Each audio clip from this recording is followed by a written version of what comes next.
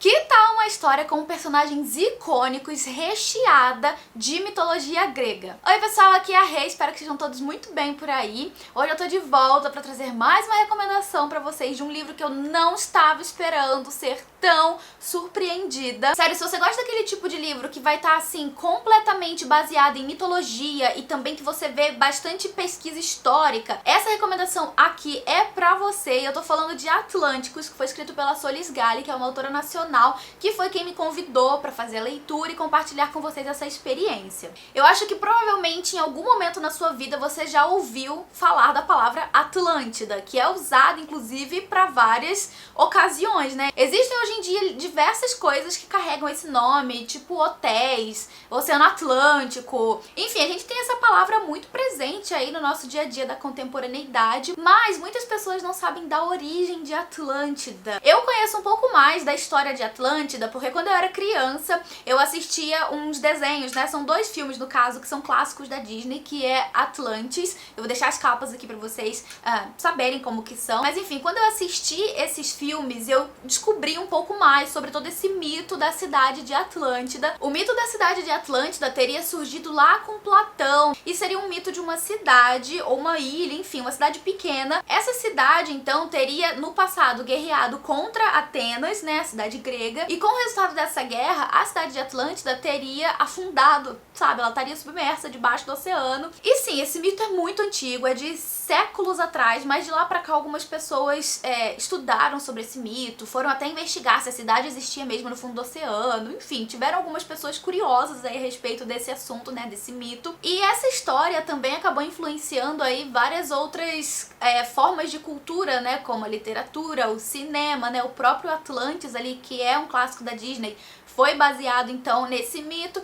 e tivemos então também outras histórias ali na literatura que também fizeram uso desse mito para adaptar as suas histórias e tudo mais. Então assim, Atlântida é uma cidade lendária que não se sabe se existiu ou não, provavelmente não, mas que teve aí a sua marca, né, na história do Ocidente. E Atlânticos, que é o livro em questão, ele vai estar ambientado em Atlântida. Quando eu soube disso, eu já, assim, me teletransportei pro passado, pra Renieri criança que adorava os filmes da Disney sobre essa lenda, e eu falei, esse livro é pra mim, traz aqui pro meu Kindle. E então que eu fiz essa leitura e eu amei toda a mitologia que a autora usa pra costurar a história fictícia que ela apresenta pra gente. E o mais interessante de tudo é que a autora escreveu essa história, gente, presta atenção no que eu vou falar agora, ela escreveu essa ficção com base nos textos de Platão, ou seja, ela precisou ler e reler 50 bilhões de vezes pra entender o que ela estava lendo, porque imagina um texto rebuscado. Se a gente já acha literatura clássica difícil de ler, né, alguns livros da literatura clássica difíceis de ler, você imagina você ler um texto da antiguidade clássica, como deve ser complexo de entender. Mas enfim, a Solis Galli aceitou esse desafio e trouxe pra gente então uma história baseada nesses textos originais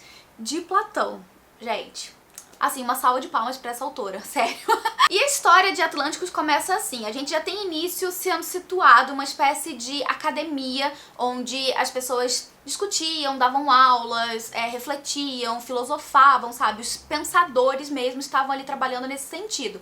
E a gente tem um protagonista, né, um professor, teoricamente Platão, que vai receber ali diversas arcas vindas diretamente do Egito, cheias de pergaminhos. E daí ele vai começar a ler esses pergaminhos, e a história que a gente lê de Atlântida é exatamente esses textos que ele vai abrir ali e vai começar a ler. E esses textos que ele lê seriam basicamente o que iria inspirar Platão a escrever o diálogo entre Timeu e Crítias, que seria esse diálogo em que a gente é apresentado então a história de Atlântida. E então que ele abre esses pergaminhos, começa a ler, a gente conhece Atlântida por essa narrativa. E a gente vai conhecer Atlântida no seu auge, assim, Atlântida era uma civilização super assim evoluída, bastante tecnológica para a época. A gente tem descrições de como seria essa cidade fisicamente, como que funcionaria, né, enfim, as organizações dessa cidade. A gente tem também menções ali, algumas explicações sobre os principais tipos de edifícios dessa cidade. E enquanto eu fazia essa leitura, eu lembrava muito das minhas aulas de história da arquitetura, quando eu estudei sobre arquitetura da antiguidade clássica, né, antiguidade clássica grega, enfim. os diversos tipos de edifícios, tipo o hipódromo, que era onde aconteciam as corridas de cavalo, também a ágora, que é uma espécie de praça onde acontecia a vida, né, da civilização grega, onde haviam os debates, as pessoas paravam para filosofar, para conversar, para vender as coisas, enfim, era basicamente ali a vida da cidade grega daquela época, e isso está presente também em Atenas. E logo no começo do livro a gente também entende que Atlântida seria uma cidade criada, assim, concebida pelo deus Poseidon. Tanto a cidade quanto todas as suas criaturas, inclusive os seres humanos, seriam então descendentes de Poseidon. E assim, o alto escalão da sociedade atlântida, né, que seriam ali a realeza, seriam descendentes diretos, né, mais diretos, assim, digamos, do deus Poseidon. E a gente então começa o livro num momento já bastante assim de euforia na história, porque já tá havendo ali no começo do livro uma corrida, né, dentro do hipódromo. Tem toda uma descrição ali, né, da empolgação das pessoas ao assistir a corrida, e a gente vê que tem uma pessoa ali, um cavaleiro que tá na frente, que vai ganhar e que vence a corrida. Só que quando tudo acaba e a gente vai descobrir quem é esse cavaleiro, a gente descobre que na verdade ele é Ártemis, que é a filha do rei de Atlântida. A Ártemis basicamente foi contra todas as leis de Atlântida e simplesmente, assim, chutou o pau da barraca e falou: eu vou correr porque eu tô afim, porque eu quero.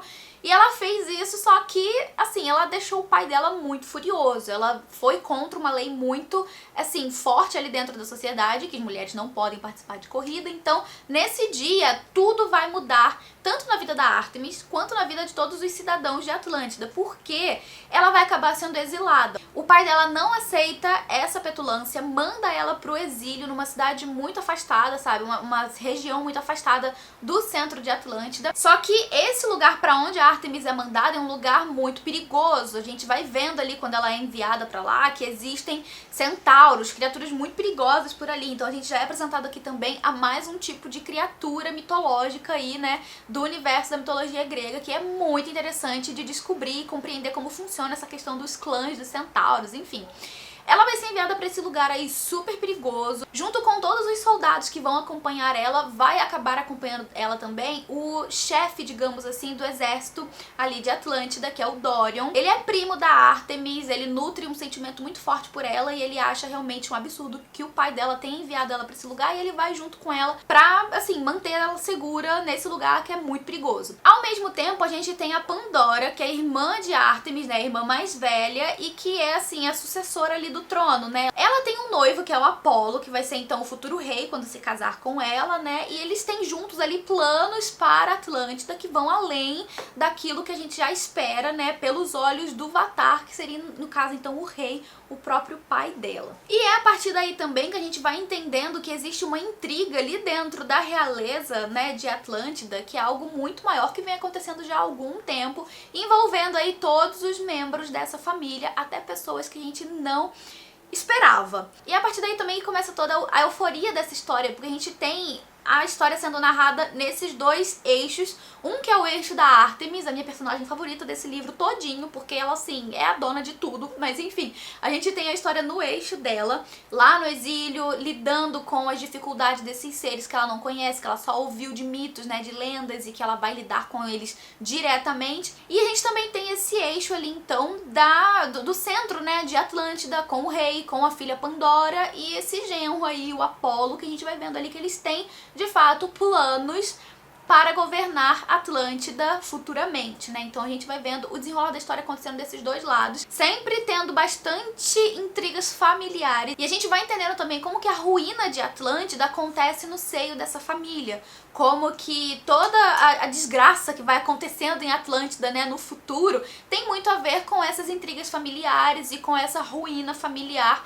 né, algo que vem acontecendo de Atlântida de dentro pra fora. É nesse momento, então, que muitos segredos vão sendo revelados ali dentro dessa família, e ao mesmo tempo a gente vai também descobrindo ao longo da leitura todos esses clãs de seres mitológicos, como os centauros, como também as Amazonas. E eu preciso dizer que as Amazonas que são apresentadas em Atlânticos deixam as Amazonas que eu já conhecia antes, assim, meio que no chinelo, porque a gente vê que elas são de fato guerreiras, assim, sanguinárias, filhas de Ares, tipo, sangue nos olhos, que, assim, vão pra guerra com o intuito de guerrear, e é isso que elas vão fazer.